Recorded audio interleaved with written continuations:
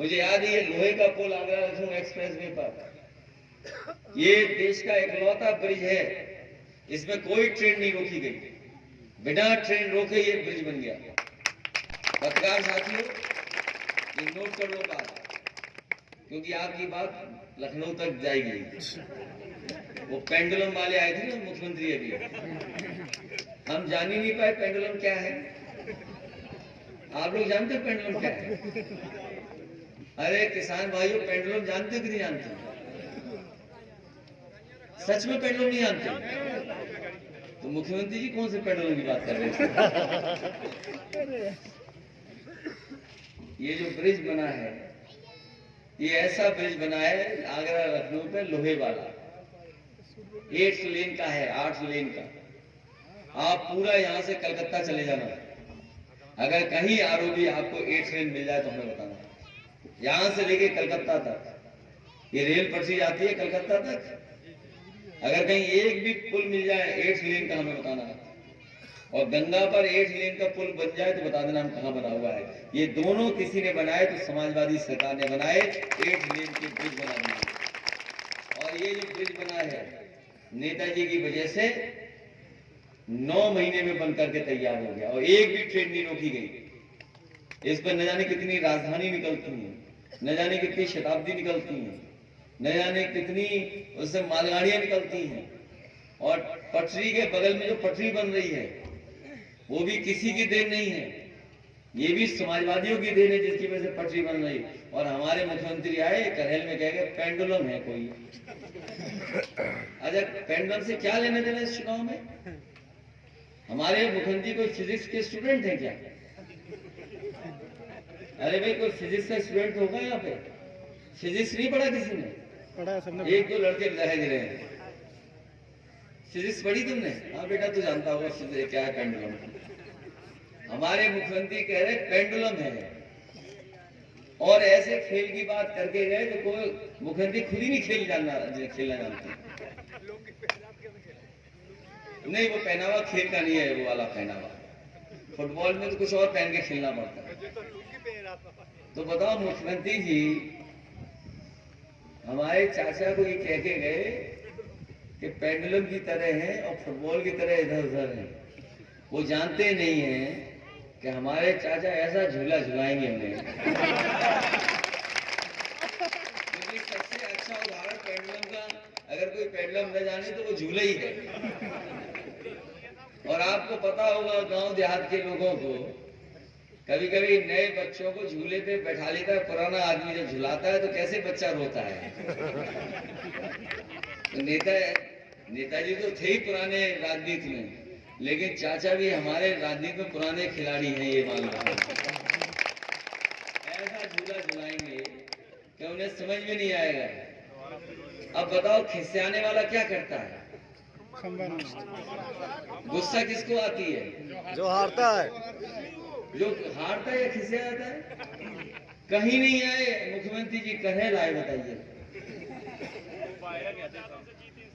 और वो भी जबरदस्ती लिया कॉलेज कार्यक्रम, हमारा कैंसिल करके कार्यक्रम किया, जानते होंगे मुख्यमंत्री ने। कार्यक्रम हमारा था और हमारा ये बैठे थे सामने, कार्यक्रम कैंसिल किया हमारा, बताइए। बोला करहेल जरूर जाना है। अरे भाई, करहेल क्यों जाना है आपको? उन्हें पता है करहेल के बारे में कि करहेल में रिजल्ट क्या आने वाला है। ये बताओ, साजिश करके हमारे खिलाफ किसी को लड़ाया था कि नहीं लड़ाया था? और ऐसा साजिश करते रहे, मनाते रहे, पटाते रहे रात भर। जो प्रत्याशी थे पिछली बार हमारे साथ जो लड़े थे, हमारे खिलाफ जो लड़े थे, बहुत मनाया उन्हें रात भर। बड़े बड़े जो है लोग उन्होंने मनाया कि आप जाओ लड़ो जा करके, और ये भी सिखाया जब लड़ोगे जाके तो क्या क्या बोलना है आपको। अगर आप यादवों के खिलाफ नहीं बोलोगे तो वोट नहीं मिलेगा। अच्छा, आप मुझे समझाओ, आप लोग दिल्ली में मंत्री हो कोई, और बताओ विधायक बनना चाहेगा?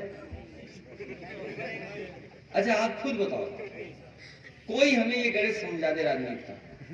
चलो, हम तो एमपी छोड़ करके विधानसभा इसलिए लड़ रहे थे कि चलो कोई और सरकार बना लेंगे हम, तो हमारी इच्छा तो कुछ और थी, मान लीजिए सरकार बनाने की हमारी। तो हम तो एमपी थे इसलिए लड़ रहे थे। जो दिल्ली का मंत्री हो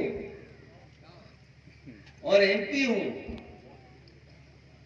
वो क्यों लड़ रहा था? वो इसलिए लड़ रहा था कि पाल लोग हमसे खिलाफ हो गए, पिछड़े हमसे खिलाफ हो गए। ये बात समझ लेना, बीजेपी पिछड़ों की और हमारे जो गांव में रहने वाले लोग हैं उनकी पार्टी नहीं है। कभी हमारे आपके बारे में नहीं सोच सकती। हम कहते हैं अगर है तो हटाइए बाबा मुख्यमंत्री जी को, बना दीजिए एक पाल को वहां पर मुख्यमंत्री, और हम समर्थन देने के लिए तैयार हैं। हम अपने 100 विधायक उन्हें समर्थन देने को तैयार हैं। बताओ, हमने मौर्य जी के लिए कहा था कि नहीं कहा था? ये जो ज्यादा बोलते हैं, इनकी पूरी जिंदगी इसी में कि चमचागिरी करो केवल। हमने कहा कि अगर मुख्यमंत्री बनना चाहते हो तो ले आओ 100 विधायक, और 100 विधायक हमारे ले लो, बना लो सरकार अपनी।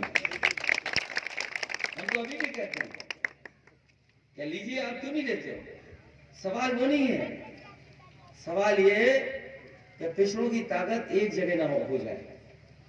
सवाल ये है कि कल को एक सब हो गए तो ये नौकरी मांगे, रोजगार मांगेंगे, और बाबा साहब के दिया हुआ जो हमारा संविधान है उसके तहत अधिकार मांगेंगे। ये हमें आपको अधिकार नहीं देना चाहते हैं, इसलिए हमें और आपको लड़ाना चाहते हैं। ये हमारे पढ़े लिखे लोग अच्छी तरह समझते होंगे बात को। ये जो पढ़े लिखे हैं लोग हैं, बताओ जब सरकारी नौकरियां खत्म हो जाएंगी तो हमें आपको नौकरी कौन देगा? ये बड़ी बड़ी व्यवस्था जो है वो सब बेच दी जाएंगी, तो बताओ रोजगार कौन देगा हमें? संविधान से अधिकार केवल हमें सरकारी नौकरियों में मिला है। जब सरकारी चीजें बिक जाएंगी तो हमें आपको कौन नौकरी देने वाला? आप देखिए, जब से सरकार में आए हैं हवाई जहाज बेच दिए, हवाई जहाज जहां खड़े होते वो हवाई अड्डे बेच दिए, रेलवे की जो ट्रेन थी ट्रेनें बेच दी, ट्रेन की जहां खड़ी होती है चढ़ते उठते हैं उसमें हम वो रेलगाड़ी का जो स्टेशन है वो बेच दिए। अब इन्हें आपत्ति इसमें है कि स्टेशन में डिम्पल यादव के लिए किसने वोट मांग लिया? जो होगा वोट मांगने वाला, हो सकता है करहेल का ही हो। अब उसकी जांच चल रही है कि स्टेशन पे वोट किसने मांग लिया। चुनाव है तो वोट तो मांगे जाएंगे, और फिर जहां मिल जाएगा मौका वहां वोट मांगा जाएगा। तो इसलिए आप इन लोगों से सावधान रहें, बीजेपी वालों से। इन्हें कोई गरीब से और पिछड़ों से, दलितों से, उनके सम्मान से कोई लेना देना नहीं है। हजारों साल से, कितने वर्षों से हम लोगों को पीछे किया हुआ है, कभी अधिकार नहीं देना चाहते ये लोग। और ये हमारे जो मुख्यमंत्री जी परिवारवाद की बात करते हैं, अगर इनके मामा का वो स्थान ना होता तो ये भी उत्तराखंड से आकर के मुख्यमंत्री उत्तर प्रदेश के नहीं बन सकते। इन्हें काम करना चाहिए, जनता ने इन्हें मौका दिया दोबारा सरकार बना करके, लेकिन ये काम नहीं करना चाहते, केवल जनता में नफरत फैलाना चाहते हैं। इतनी नफरत फैल जाए कि एक दूसरे को कोई देख न सके। इसलिए आज जब हम लोग वोट मांगने आए हैं तो नेताजी को याद करके, और नेताजी की जो राजनीति थी जोड़ करके चलने की, भाईचारे की और सौहार्द की राजनीति, उसके लिए हमारी मदद करने का काम है। आपके अकाउंट में पैसा भेज देते हैं, सोचते हैं सब भरपाई हो गई, लेकिन सही मायने में कोई पढ़ा लिखा नौजवान घर बैठ के, गांव बैठ करके हिसाब लगाना, महंगाई से आपसे पैसा वसूल लिया और इसलिए महंगाई कर रहे हैं जिससे गरीबों में खुशहाली ना आ सके। याद रखना, जब महंगाई बढ़ेगी खुशहाली कभी नहीं आ सकती। इसलिए जानबूझ करके इन्होंने साजिश कर करके एक तरफ तो 2000 रुपए दिए और धीरे धीरे इतनी महंगाई कर दी कि आप खुशहाली के रास्ते पे नहीं जा सकते। इसलिए मैं आप सबसे निवेदन करने आया हूं, ये चुनाव नेताजी का चुनाव है, कोई सरकार बनने या बिगड़ने का नहीं है।